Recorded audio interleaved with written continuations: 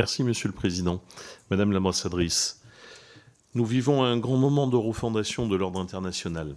Les grandes puissances font preuve d'une assertivité croissante dans la défense de leurs intérêts.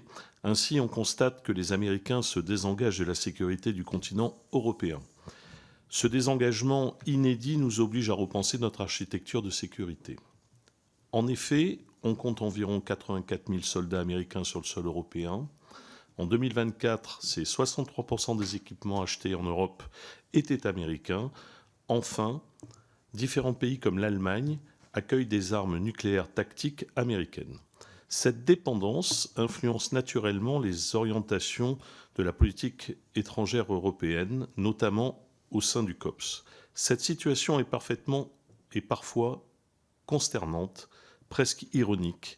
Alors que le président Trump lorgne sur le Groenland, un territoire danois, le Danemark lui-même continue de se fournir largement en avions américains F-35. Au groupe UDR, nous plaidons pour que la France redevienne une puissance d'équilibre indépendante. La prise de conscience de cette dépendance est donc une bonne nouvelle. Nous ne serions pas hostiles à ce que la France s'investisse dans la défense du continent. Nous aurions à notre tour une influence sur les orientations de la politique européenne. Pour cela, il faudrait que le retrait américain permette à nos fleurons français de gagner en part de marché.